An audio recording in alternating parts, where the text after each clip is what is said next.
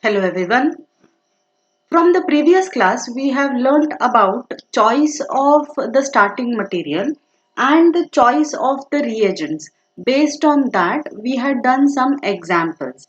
Now in this present class, we'll be looking at the catalyst. In the previous classes also, we have seen the use of catalysts in various reactions and how a use of catalyst can decrease the activation energy. In turn, if it is a green catalyst, how we can get a high atom economy. Based on that, we can get a high product or high yield product. In that, we did not discuss about an important system which is called as polymer supported catalyst. One of the examples that we previously discussed was Bruce Merrifield method, where we saw synthesis of a peptide through a polymer supported system. So in this present discussion, we'll be going through some of the examples based on polymer supported catalysts. What is this? Polymer support is one such attempt in the field of solid phase peptide synthesis which has resulted in improved reaction yields and also simpler steps of purification.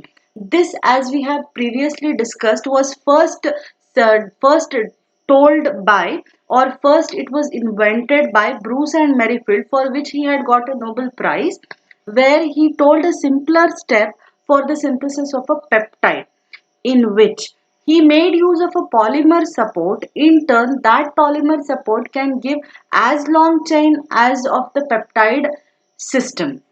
Polymer support, in which catalytically active species are immobilized through chemical bonds or weaker interactions such as hydrogen bonds or donor acceptor interactions. We have previously seen over there, that is, there would be a donor acceptor system onto which the substrate goes and binds onto the polymer.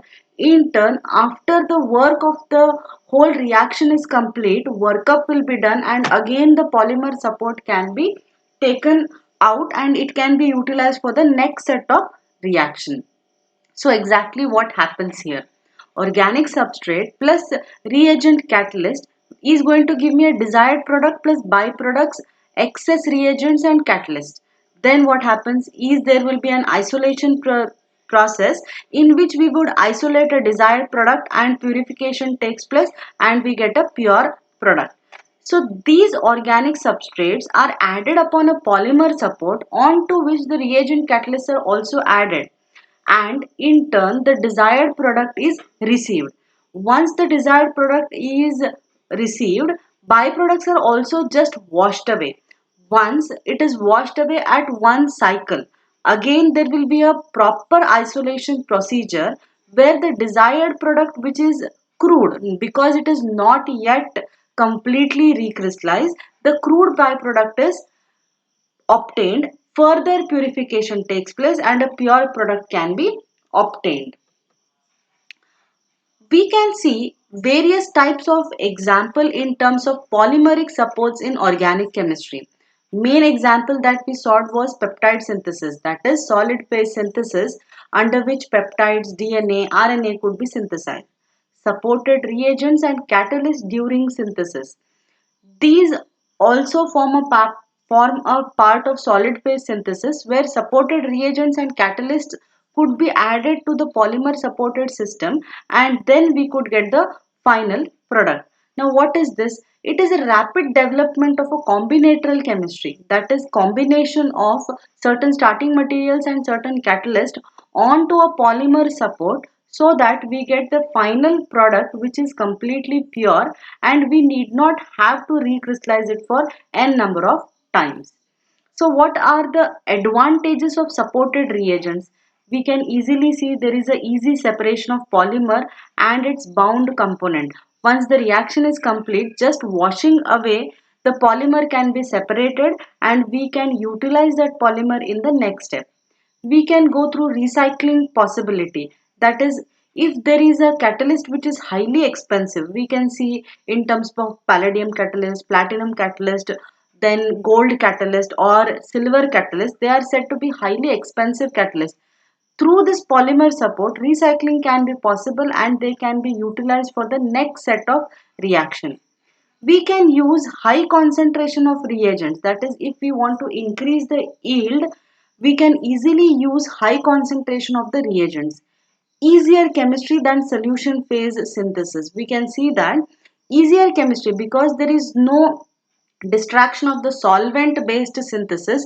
We can easily understand what is the chemistry going on and we can easily isolate the product. So this is how we can say there can be a following of easier chemistry which cannot be compared with a solution phase synthesis, because in solution phase synthesis there may be n number of byproducts, but in solid phase synthesis we already know that there would be one specific type of byproduct which gets isolated.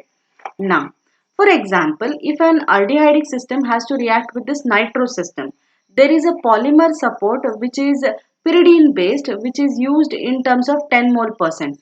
Now, polymer support is attached and a catalyst which is 10 mole percent. We can say that either there would be possibility of getting two products, but exclusively only one product is being formed. What happens is there is a carbanion generation and an attack of the carbanion across the carbonyl carbon takes place, and this long chain nitro system gets introduced. Now carbonyl carbon gets reduced to OH and the nitro group gets introduced in the long chain system.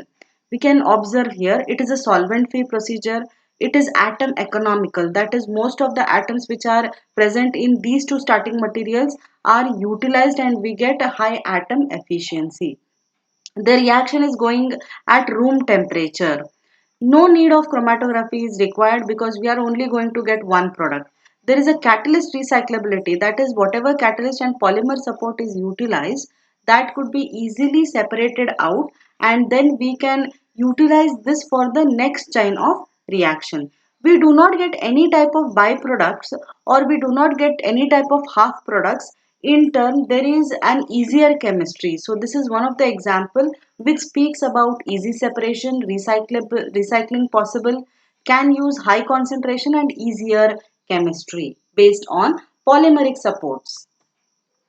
Now, polymer supported reagents, they work on this principle where substrate, polymer supported reagent is added. Upon filtration, we are going to get a product. That is, a substrate is added and then reagent is added and a filtration takes place and we get a product.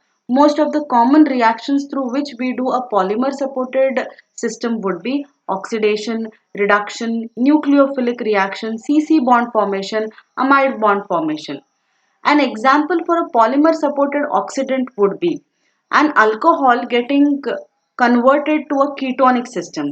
Here we can observe such type of polymeric support where a piperidine system is utilized, or else there will be a trimethyl ammonium system which is polymer supported and its counter ion would be chromium oxide, or again there is maybe a trimethyl ammonium system which is supported to a polymer and the counter ion can be ruthenium tetroxide.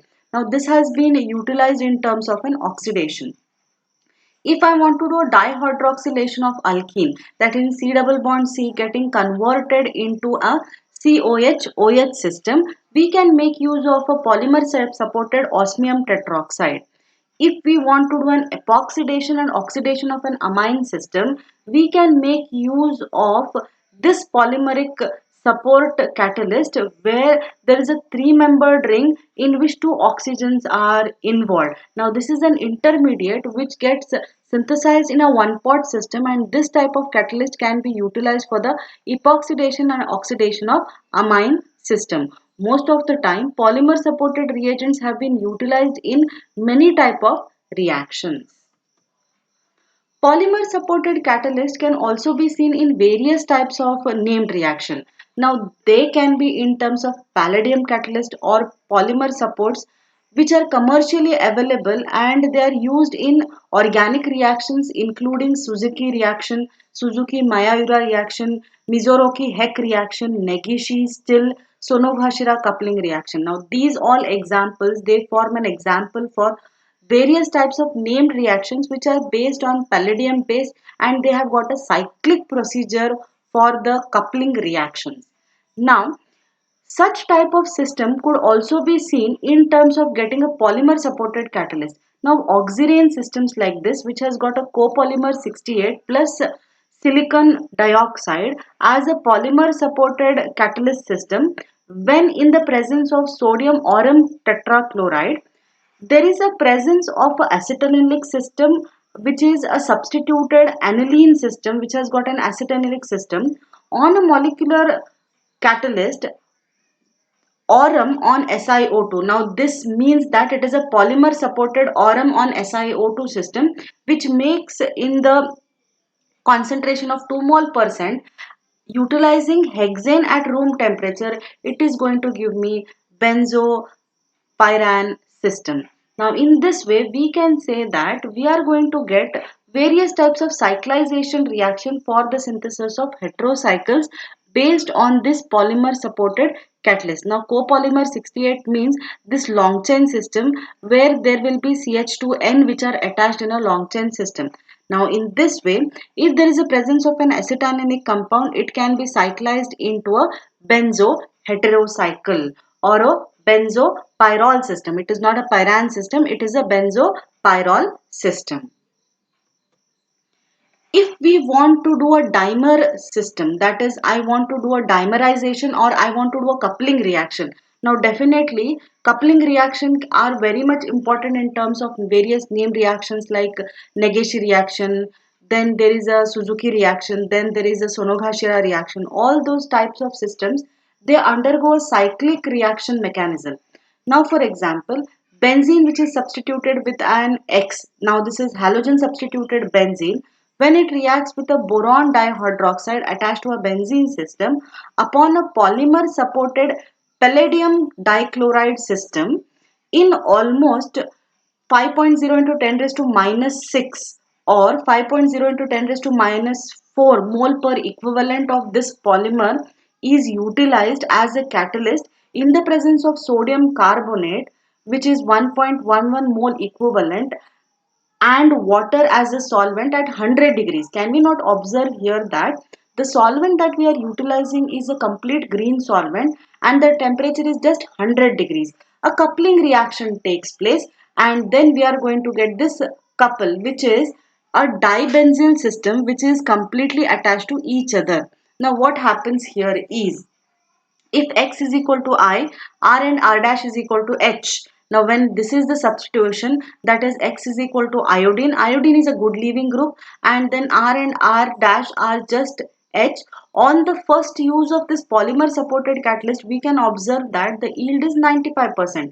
Definitely once this one reaction is completed, again removal of that complete polymer supported catalyst upon the 10th use, the yield was just reduced to 93%. Now this means that on the consecutive use between 1 to 10th use, the polymer supported catalyst had a complete efficiency of almost 95%. So hence coupling reactions can be one of the examples where polymer supported systems could be utilized in a very efficient way, where we can form such type of biphenyl dimers. Another example in which various types of iridium complexes could be utilized as a polymer supported catalyst. Now here we can see that iridium is complex with a phosphorus system which is supported onto a polymer. If there is a presence of a cyclooctane system plus there is a reagent which is a C double bond C. Now we can see that there is a mesitylene system and it is these two reagents are sealed in an NMR tube at 175 degrees for 2 days and we add this particular catalyst which is iridium complex. In the process, one of the system loses a proton and a C double bond C is synthesized. Now we are going to get a cyclooctane system and in turn another one, that is this C double bond C system gets reduced to C single bond C. We can observe here that in a single system we are utilizing two starting materials and we are going to get two different products with a proper yield just utilizing one polymer supported system. We can get a cyclooctane system plus we can also get a reduced system reducing C double bond C. This means that in one pot system only, when there is a presence of a polymer supported catalyst, we can not only introduce a C double bond C, but also we can reduce a C double bond C to C single bond C. Now there are some more examples in terms of ruthenium complexes. Now such type of ruthenium complexes which are attached to fluorous polyacrylate polymer, or ruthenium complexes which is again attached to a long chain system like C8F17. All these are the examples in which these are utilized as a polymer supported catalyst for various types of reaction, including coupling reaction. It can be nucleophilic substitution, it can be addition type of reaction, it can be elimination type of reaction, oxidation or reduction types of reaction. So in this way we can understand that there is a presence of a polymeric supported system. We can now see that if all those could be utilized in terms of a choice of a reagent, choice of starting material, and choice of the catalyst in terms of polymer support, now there can be a chain that we can design. Now let us look at this chain in terms of a clients. Now for clients with novel bio-based molecules that have potential solvent application, what they know, that these clients they have got bio-based molecules that have potential solvent application, that is that can be enzymatic system or solvent system which can be utilized under green chemistry. So what do is they make use of a biomass research. Now they will be renewable source of energy.